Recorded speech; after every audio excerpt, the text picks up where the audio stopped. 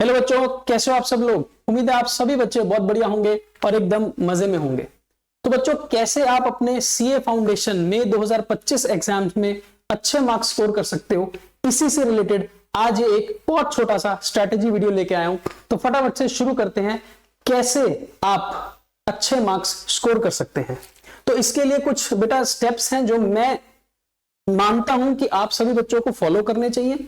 हाँ, आप अपने हिसाब से इनको ऊपर नीचे एडजस्ट कर सकते हैं, लेकिन ये बहुत इंपॉर्टेंट है अगर आप सभी बच्चों को अच्छे मार्क्स चाहिए, ना केवल अकाउंट्स के अंदर बट बाकी सभी सब्जेक्ट्स के अंदर।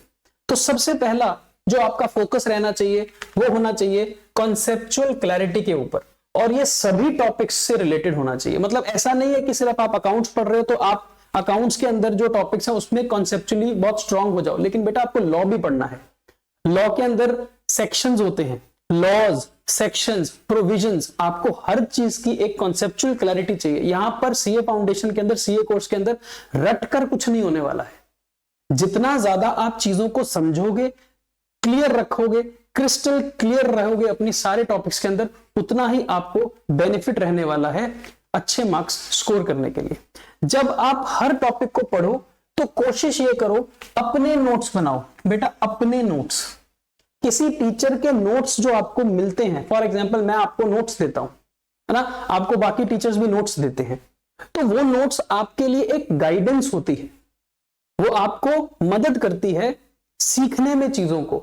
लेकिन जब आप उन्हीं चीजों को अपने हाथ से लिखते हो ना, खुद के नोट्स बनाते हो, चाहे वो किसी भी फॉर्मेट में बनाओ, चाहे वो किसी भी पेपर पे किसी भी रंग से बनाओ, लेकिन क्योंकि वो आपने अपने हाथ से बनाए होते हैं ना, इसलिए वो आपको ज्यादा अच्छे से पढ़े भी जाते हैं, रिकॉल भी किए जाते हैं। जब आप एग्जाम देने के लिए बैठते हो तो आपको याद आ जाता है, अच्छा मैंने ये चीज लिखी थी, ये उस पेज के उस जगह पर मैंने ये पॉइंट नोट किया था। तो ये जो आपकी सबकॉन्शियस मेमोरी होती है ना, सबकॉन्शियस माइंड होता है, ये उसमें बैठ जाता है, उसके अंदर समा जाता है और आपको याद रहता है कि आपने कौन कौन सी चीजें कहां कहां लिखी थी। इसलिए कोशिश किया करो अपने हाथ से टॉपिक्स को नोट डाउन करने की। इसके आगे की बात करें तो जब आप पढ़ रहे हो ना, तो कोशिश करो when you are completing the topics, जब आप रेगुलर क्लासेस ले रहे हो तो बैकलॉग्स नहीं क्रिएट होने चाहिए। बैकलॉग क्रिएट होने से पता क्या होता है, फिर आप लोग क्या करते हो, आप रिकॉर्डेड लेक्चर को देखते हो और रिकॉर्डेड लेक्चर को 1.5 2x की स्पीड पर देखते हो। ऐसी स्पीड पर देखने से क्या होता है, जो टीचर ने समझाया होता है ना चीजों को गहराई से, वो आपको लगता है कि स्पीड तेज है, आपको लगता है उसके ऊपर फोकस नहीं किया। पर जब भी कोई टीचर किसी इंपॉर्टेंट पॉइंट को, किसी इंपॉर्टेंट कॉन्सेप्ट को क्लियर कर रहा होता है ना, तो वो स्ट्रेस देता है, वहां पर एग्जाम्पल्स का यूज करता है, वहां पर पॉज लेता है, उसकी स्पीड स्लो हो जाती है ताकि वो आप तक अच्छे तरीके से पहुंचे। लेकिन जब आप बैकलॉग में होंगे ना, 5-5 10-10 दिनों का बैकलॉग क्रिएट हो जाएगा, तो आप उसको फटाफट कंप्लीट करने की कोशिश करोगे। फटाफट कंप्लीट करने में क्या होता है, स्पीड बढ़ जाती है और अच्छी जो चीजें होती है ना, मुद्दे की बात होती है, वो मिस हो जाती है, वो स्किप हो जाती है। तो कोशिश करो जैसे जैसे टीचर पढ़ा रहा है वैसे वैसे उसी दिन, अगर सेम टाइम पर लाइव क्लास नहीं ले सकते तो कोशिश करो उसी दिन वो टॉपिक क्लियर कर लो before you go on to the next class. उसको लगाने से पहले पिछले क्लास का बैकलॉग बेटा क्लियर होना जरूरी है, नहीं तो प्रॉब्लम आएगी, नहीं तो दिक्कत आएगी। उसके बाद साथ ही में आप अपने सारे डाउट्स को क्लियर करते जाओ। बेटे हमारे पास डाउट इंजन है, टीचर के पास चैट की फैसिलिटी है ना, आपके पास अपने दोस्त यार हैं जो आप पढ़ रहे हैं जिनके साथ, तो आप कोशिश करो अपने फ्रेंड सर्कल में, अपने टीचर के साथ, अपने डाउट पोर्टल के यूज करके आप अपने डाउट्स को क्लियर करते जाओ। डाउट्स एक के ऊपर पाइल अप नहीं होने चाहिए, क्योंकि एक डाउट जो आ जाएगा वही डाउट अगले डाउट को जन्म देगा और फिर दिक्कत आएगी। जो पहला पॉइंट था ना कॉन्सेप्चुअल क्लैरिटी का, वो खो दोगे। तो डाउट क्लियर करते जाओ, बैकलॉग आना नहीं चाहिए। एंड उसके बाद आप कोशिश करो आपके जितने भी वीक एरियाज हैं, जितने भी आपके ऐसे टॉपिक्स हैं जिनमें आपको कहीं ना कहीं रिवीजन की जरूरत पड़ती है, कहीं ना कहीं बार बार उसको सॉल्व करने की जरूरत पड़ती है। होता ना, कई बार कुछ ऐसे टॉपिक्स होते हैं जो आपको नहीं समझ आ रहे, कुछ ऐसे पॉइंट्स होते हैं जो आपको बार बार जिनमें आप गलती कर रहे हो, तो उन वीक एरियाज को, उन वीक टॉपिक्स को स्ट्रॉन्ग करने की बात कर, छोड़ना नहीं है उसको। ये मत सोचा करो, ये बहुत गंदी बात होती है बच्चों की। ये पूछते हैं सर ये 2 मार्क्स का आएगा, 1 मार्क का आएगा, 5 मार्क्स का आएगा। बेटे पास होने के लिए, अच्छे नंबर लेने के लिए ना, उतने ही कीमती हैं 15 मार्क्स जितने कीमती हैं 2 मार्क्स।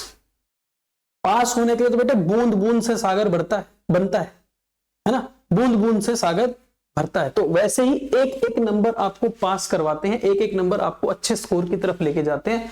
तो ये मत करना कि जो टॉपिक सस्ता है, जो टॉपिक्स की वेटेज नहीं है उसको छोड़ दें। हर टॉपिक इंपॉर्टेंट है, हर टॉपिक जो आपका वीक है उसको स्ट्रॉन्ग करने पर जोर दो, ठीक है।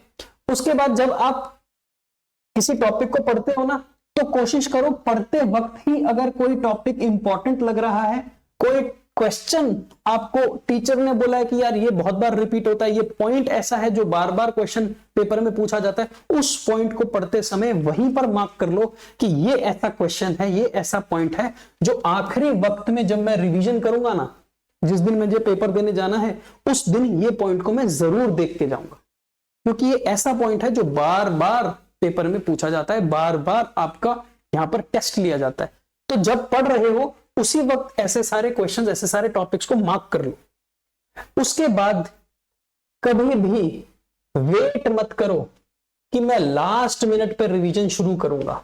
अक्सर मैंने ये बच्चों को देखा है, वो क्या करते हैं, यहां पर उन्होंने अपना बैच शुरू किया है, यहां पर उन्होंने अपनी पढ़ाई शुरू करी है।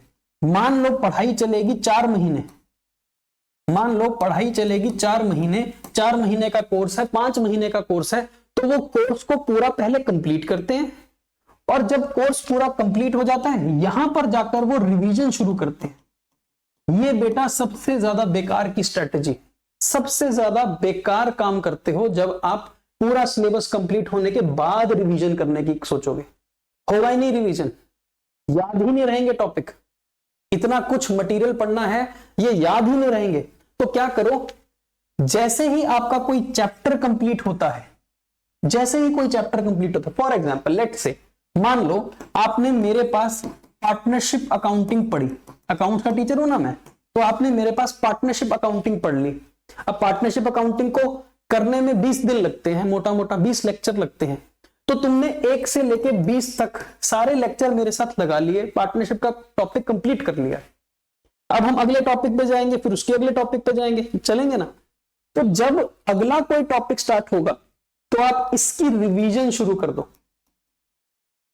रिवीजन।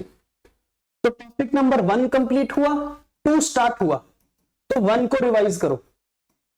टॉपिक नंबर 2 कंप्लीट हुआ, 3 स्टार्ट हुआ तो 2 को रिवाइज करो। ऐसे करते करते स्टेप बाय स्टेप ऑर्डर में आप रिवीजन चालू रखो अपनी। ऐसे क्या होगा, जिस दिन आपका पेपर होना है ना, जिस दिन आपका पेपर होना है उस दिन आपके पुराने सारे टॉपिक्स एक के बाद रिवाइज होते चले जाएंगे, तो वो फ्रेश होंगे और आप एकदम तैयार हो कि अगर मुझसे कल पेपर ले ले तो मैं कल भी पेपर दे सकता हूं। लेकिन अगर आप इस ढंग से चलते हो ना, पूरा सिलेबस कंप्लीट करने के बाद जब आप रिवीजन करते हो तो फिर पुराने वाले टॉपिक्स में और टाइम लगता है रिवाइज करने को, क्योंकि वो बहुत पुराना हो गया। ये मत करना। तो स्टेप बाय स्टेप रिवीजन करते चले जाओ, एक टॉपिक खत्म उसकी रिवीजन शुरू, नया टॉपिक खत्म, पिछले वाले की रिवीजन खत्म तो अगले वाले की टॉपिक की रिवीजन, ऐसे चलते जाओ और आगे बढ़ते जाओ। फिर बहुत अहमियत होती है अपनी प्रोग्रेस को चेक करना।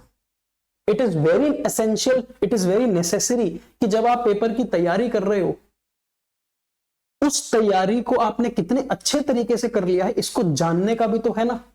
जानने के लिए आप प्रीवियस ईयर क्वेश्चंस अटेम्प्ट करो, अगर कोई रिवीजन टेस्ट पेपर है आरटीपी अटेम्प्ट करो, मॉक टेस्ट पेपर दो। हम भी तो यहां पर अपने बैचेस के अंदर एमटीएस मास्टर टेस्ट सीरीज चलाते हैं, वीकली टेस्ट लेते हैं, आपको डीपीपी भी देते हैं ना। तो बेटा ये सारी चीजों का इस्तेमाल करो और इस्तेमाल करके आप अपनी प्रोग्रेस को चेक करो, टाइम टू टाइम चेक करते चले जाओ कि आज मैं कहां हूं, कल मैं कहां हूं, परसों मैं कहां हूं। अपने आप से कंपीट करना है, अपने आप को दुरुस्त करना है। मुझे किसी और से कंपैरिजन नहीं करना है, मुझे अपने आप से कंपैरिजन करना है, मुझे अपने आप को अच्छा करना है। तो अपनी प्रोग्रेस को टाइम टू टाइम चेक करते जाओ और आगे बढ़ते जाओ, इसको स्किप मत करना, ये बहुत इंपॉर्टेंट पॉइंट है। लास्ट में अगर हम बात करें तो आप फोकस करना कि जो भी बच्चे हैं जिनके मार्क्स अच्छे आते हैं ना पेपर में, जिनके मार्क्स अच्छे आते हैं उनकी राइटिंग थोड़ी अच्छी होती है। मैं ये नहीं कह रहा कि बिल्कुल सुनहरे अक्षरों में लिखो, पर एटलीस्ट ऐसी राइटिंग लिखो जो रीडेबल है, जिसको पढ़ा जा सकता है आराम से। रीडेबल, नीट एंड क्लीन, साफ सुथरी, काटा पीटी नहीं होनी चाहिए, वहां पे गंद नहीं डालना, वहां पर साफ सुथरी सी राइटिंग हो, पढ़े आराम से। तो ऐसी राइटिंग में लिखो। प्रॉपर फॉर्मेट्स बनाओ, जहां पर आपको जर्नल का फॉर्मेट बनाना है वहां पर जर्नल का फॉर्मेट बनाओ, ठीक है ना। जहां पर आपको बैलेंस शीट का फॉर्मेट बनाना है प्रॉपर उसको बैलेंस शीट के फॉर्मेट में चीजों को बनाओ, रफ में नहीं, प्रॉपर फॉर्मेट में। जब मैं फॉर्मेट की बात करता हूं तो जैसे कि लॉ है, लॉ का सब्जेक्ट है, तो लॉ के सब्जेक्ट में अगर if you are very sure कि इस केस के अंदर, इस केस स्टडी जो क्वेश्चन आया उसके अंदर मुझे कोई केस का नाम याद है, कोई प्रोविजन, कोई सेक्शन याद है, तो कोट कर सकते हो ना, तो कोट कर सकते हो। तो proper quotation of the section होना चाहिए, proper citation of the law होना चाहिए या केस होना चाहिए। अगर ऐसा लिखोगे तो अच्छे मार्क्स मिलते हैं, अच्छी स्ट्रैटेजी है ये, ठीक है ना। वर्किंग नोट्स बनाओ, प्रॉपर वर्किंग नोट्स, और अपना हाथ कैलकुलेटर पर जमा लो भाई, कैलकुलेटर पर। मैथ्स में तो कैलकुलेशन सारी कैलकुलेटर पर है, अकाउंट्स में भी कैलकुलेशन कैलकुलेटर पर है, इकोनॉमिक्स में भी कहीं ना कहीं कैलकुलेटर का इस्तेमाल होता है, शायद लॉ में भी हो जाए, मुझे पता नहीं इतना, बट लॉ में भी शायद कहीं ना कहीं आपको कैलकुलेशन पड़ सकती है। तो कैलकुलेटर का बड़ा योगदान है।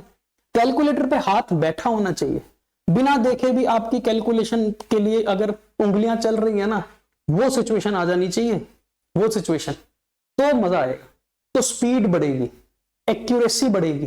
कैलकुलेटर बड़ा योगदान देगा आपको अपने एग्जाम में अच्छे मार्क्स लाने के लिए, क्योंकि ये आपकी स्पीड बढ़ा देगा, स्पीड बढ़ा देगा, ठीक है ना। बाकी बेटा जितना मर्जी कर लो, जितना मर्जी स्ट्रेटेजी बना लो, जितना मर्जी बातें बोल लो, एंड में तो जो आपके साथ आपके एग्जामिनेशन हॉल में बैठा होगा ना, वो आपका कॉन्फिडेंस होगा, वो आपका सेल्फ बिलीफ होगा। अपने ऊपर विश्वास से बड़ी कोई चीज नहीं है, ठीक है ना। तो सब कुछ कर लो लेकिन अपने ऊपर पूरा विश्वास रखो, अपने ऊपर पूरा बिलीफ रखो कि मैं अच्छे मार्क्स ले सकता हूं, मैं इजीली अटेम्प्ट पास कर सकता हूं। ऐसी कॉन्फिडेंस का लेवल हर बच्चे में मुझे देखने को मिलना चाहिए, तब जाकर पता चलेगा यार ये जो स्ट्रैटेजी बनाई है ना मनीष सर ने, ये काम की है, ठीक है ना। तो ऐसे ही पढ़ते चले जाओ, कॉन्फिडेंस को बढ़ाते चले जाओ, और एग्जाम्स की चिंता छोड़ दो कि पास होगे कि नहीं होगे। बेटा पास तो सारे होगे, अच्छे मार्क्स से कैसे होगे उसकी स्ट्रैटेजी आपके सामने है, ठीक है जी। तो मिलते हैं अगले किसी वीडियो के अंदर, तब तक के लिए take care and good luck.